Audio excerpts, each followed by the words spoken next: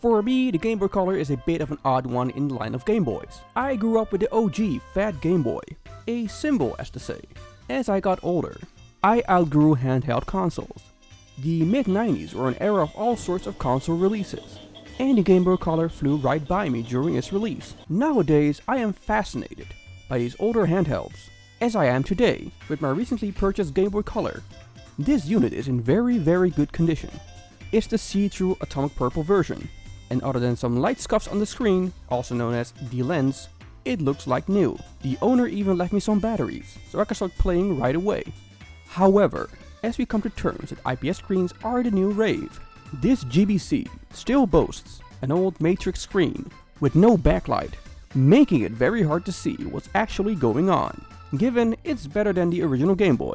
The Game Boy Color even has double the power, but compared to my modded pink Game Boy with IPS screen, and it falls flat in that department.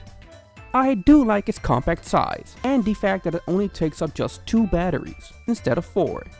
Another thing is that I have a console aesthetic that runs in my household.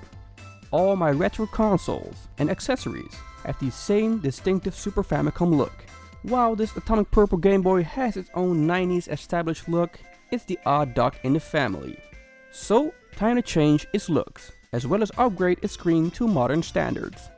The first thing we need to do is of course open the Game Boy. As per usual, the screws are tri-wing, like all Nintendo products. You can see how clean this shell still is. The motherboard is screwed in with just 3 Phillips head screws. Its screen ribbon cable is easily removed by taking down those latches, and then you can remove the motherboard in total with ease. There's no corrosion here, which is a good thing. I removed the rubber pads and put them to the side. For a good measure, I spray the board with compressed air to remove any dirt or dust left behind from these past 30 years. The speaker sounded good, but it's very dirty, so I can clean it up with a wet cloth, as well as the original rubber pads. There are a few things that I ordered to make this Game Boy Color modern. First, there's the new case. Here's the new IPS screen, which replaces the old matrix screen, which is still left in the original housing. I insert the IPS ribbon cable inside the motherboard, then place the screen inside the shell. This one is a bit trickier, but also, in my opinion, a bit of a low-end method to install. See, with the other screen mods that I did, you fixate the screen with pre-cut double-sided tape, which makes for a clean install. However, this IPS kit came with some rubber foam, which you need to cut yourself so the IPS screen stays in place. A pretty cheap method. The biggest problem with this is that the screen might move around whenever you shake the Game Boy, or, as you may see later on, it goes a bit sideways and you have to manually realign it. I am always a bit wary when it comes to placing the IPS motherboard inside the shell, cramming it together with other components. It fits, but I'm always a bit anxious. Before screwing things down, I test out the buttons and how they feel. I insert a new IPS ribbon cable and screw back its motherboard. The screen, however, isn't properly aligned. This is the cheap part that I was talking about. I had to manually adjust it to correct it. Time to put the case back. The kit came with a replica Game Boy sticker for the back. To fit it in even more with the rest of the family aesthetic, I had to go to extensive length. I wanted the Super Famicom logo to be placed on here. The only shop that had this specific part in stock across the complete globe was Handheld Legend. The lens itself cost 15 euros, but with custom expenses, it totaled 20 euros. A hefty price for just a lens, but it was worth in my opinion. Time to place the battery door back on here and test this thing out.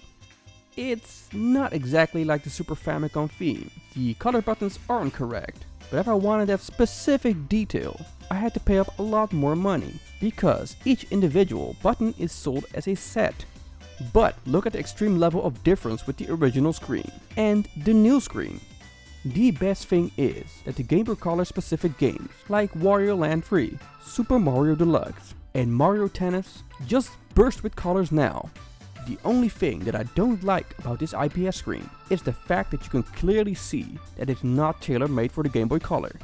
This is just an IPS screen that also fits the Game Boy Color, as well as maybe some other handheld device. You can see the edges of the screen, and there is some light bleeding. I know Funnyplay sells a different screen, which makes the IPS screen ratio bigger, but I wanted to stick as much to its original sizing. It's an intense upgrade as said. and there are actually good viewing angles. There's also still the option to choose a color theme from the original Game Boy titles. But which one do I prefer, putting the OG Game Boy and the Game Boy Color side to side? In my experience, the Game Boy Color is the best option out of the two these days. Thank you for watching this video, and if you like it, I'd highly appreciate it if you hit that like button.